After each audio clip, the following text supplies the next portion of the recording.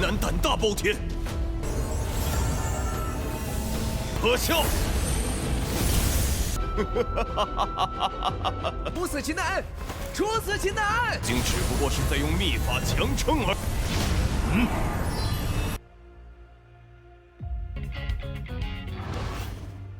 ……Tetua Yan yang melihat satu persatu para master telah mengelilingi dirinya, dia langsunglah memutarbalikkan fakta dengan memberitahu kepada mereka semua ini adalah ulah dari Qinan. Dia telah menghabisi sesama murid dengan begitu kejam. Wadah, dan dia datang untuklah memberikan hukuman. Dan kebetulan mereka semua telah datang ke sini, jadi bantu dirinya untuklah menangkap Qinan dan memberikan hukuman yang sepantas-pantasnya agarlah para murid yang telah dihabisi mendapati keadilannya. Sontak ya untuk Qinan, dia pun langsunglah menyangkalnya kalau semua ini ulah dari mereka semua. Merekalah yang terlebih dahulu untuklah menyerang dirinya dan dia telah membuat rencana ini agarlah memancing mereka semua untuklah menyerang dirinya.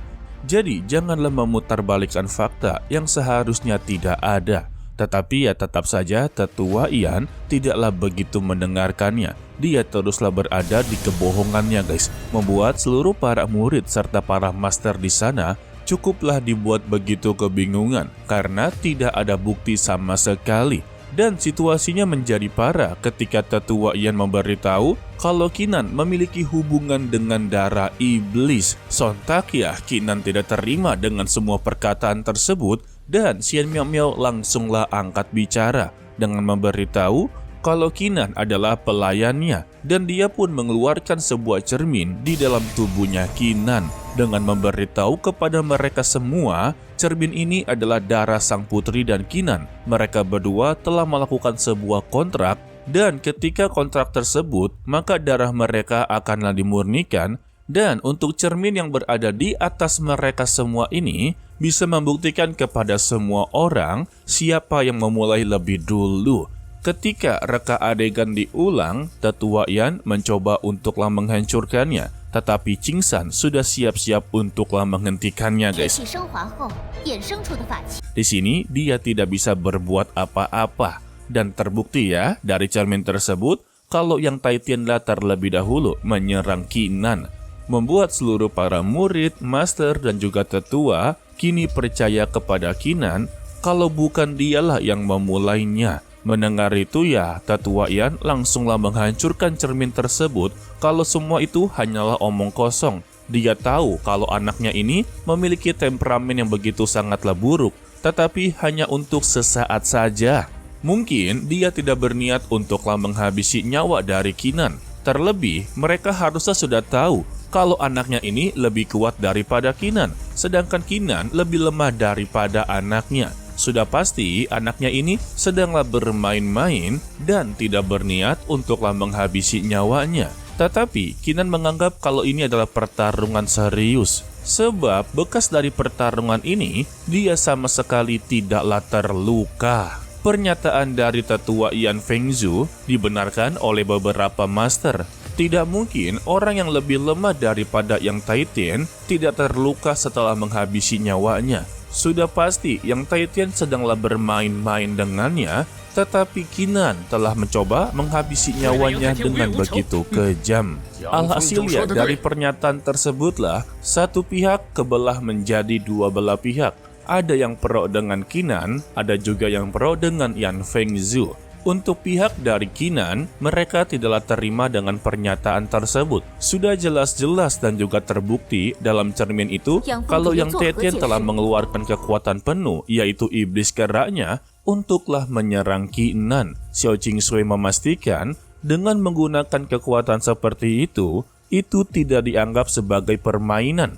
Justru itu dianggap sebagai serangan diam-diam untuklah menghabisi nyawa dari Qinan. Jadi dia meminta kepada Yan Fengzhu untuk membuktikan apakah perkataan dia benar atau tidak. Mendengar itu ya Tetua Yan Fengzhu langsunglah tertawa terbahak-bahak. Dia tahu kalau Xiao Qingsui berada di pihaknya Qinan. Begitu juga sebagian besar para master yang berada di sini sedanglah berada di pihaknya Qinan. Dan mereka sudahlah merencanakan semua ini untuklah menjatuhkan dirinya serta anaknya. Lantas ya, dia pun langsunglah mengakui jika memang anaknya telah melakukan penyerangan terlebih dahulu, sudah pasti dia juga inginlah menebus dosanya karena dia telah menghabisi saudara-saudaranya. Tetapi untuk saat ini anaknya belumlah terbukti kalau dia benar-benar menyerang Qinan terlebih dahulu. Jadi untuk keadilannya, Qinan haruslah dieksekusi hari ini, dan dia pun memberikan hormat kepada tetua Qinlong untuk mengeksekusi Qinan sesuai hukumannya. Dan beberapa master juga langsung memohon kepada Tuan Qinlong untuklah mengeksekusi sekarang juga. Jika tidak, maka akan sangat sulit untuk membuktikan keadilan untuklah Tanah Suci Qinlong. Begitu juga dengan para murid yang pro kepada tetua yang Qinghai langsunglah menyorakan bersama-sama dengan mengatakan eksekusi Qinan, eksekusi Qinan. Wadah. Dan Tuan Qinlong langsunglah buka suara.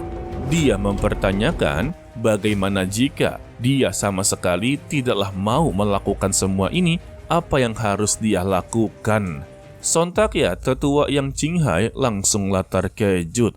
Lantas dia pun kembali untuklah menyuarakan. Dia langsunglah berpidato dengan berisikan, "Saya yang Qinghai, ini bukan hanya untuk keadilan anakku, tetapi untuk masa depan dari Kaisar Suci." Waduh, kalau kayak begini namanya udah melenceng ya. Bilang aja inginlah menggeser posisi ketua Suci Qinlong.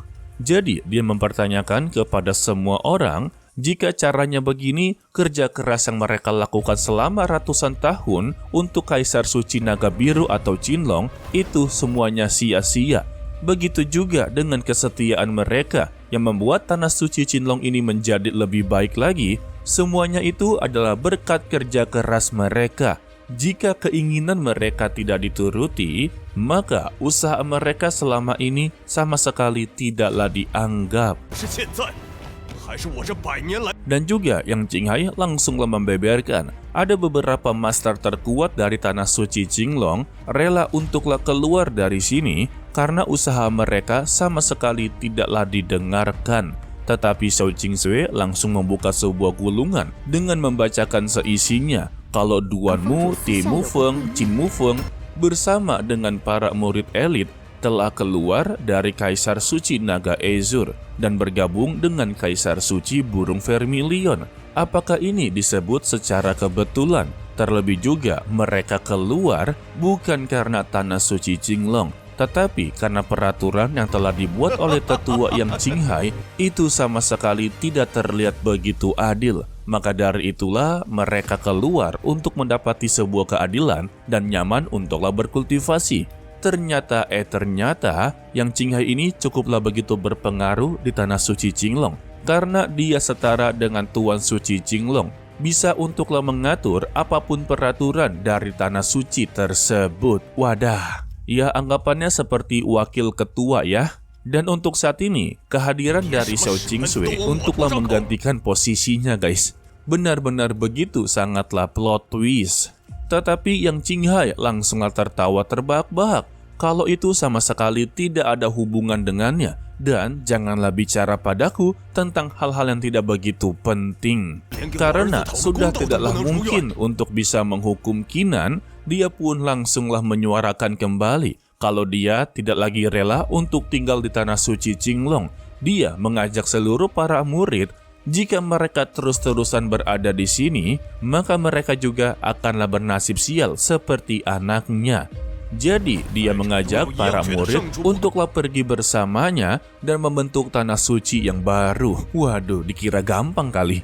Mendengar itu ya, seluruh para murid yang awalnya berada di pihaknya menjadi begitu sangatlah bimbang.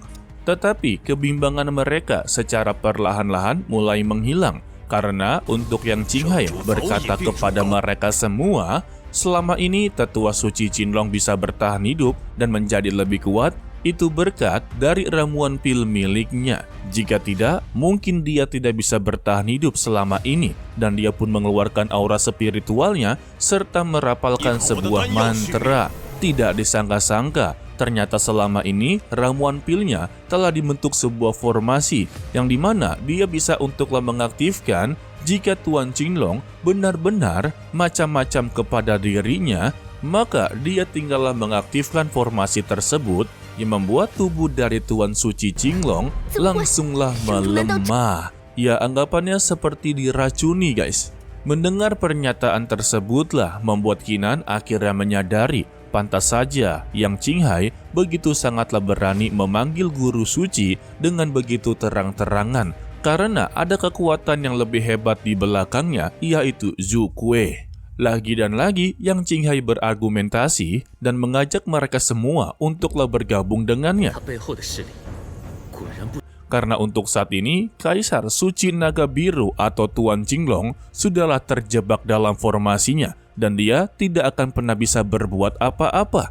Jadi, lebih baik bergabung dengannya dengan kekuatan superior yang berada di belakangnya, yaitu Zhu Kuei, Kaisar Suci Burung Vermilion, yang telah bekerja sama dengan dia dalam jangka waktu yang begitu lama.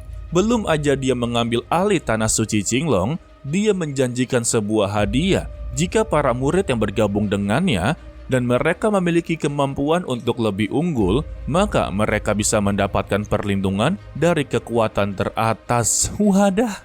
Tetapi Yang Qinghai terlalu cepat untuklah selebrasi, karena sebetulnya dia tidak tahu menau apa yang telah direncanakan oleh Tuan Qinglong dan juga Qinan, yang dimana sebelumnya Qinan telah memberikan sebuah ramuan pil kepada Tuan Qinglong, dan ramuan tersebut jauh lebih hebat daripada miliknya tetua Yang Qinghai. Dan dia pun mengeluarkan energi spiritualnya, membuat Yang Qinghai cukuplah begitu terkejut dan juga ketar-ketir. Tetapi di sini Tuan Qinglong tidak akanlah bertindak kasar kepada mereka semua. Dia memberikan kesempatan kepada semua orang untuklah memilih. Jika dari antara mereka inginlah bergabung dengannya, maka datanglah kepada dirinya.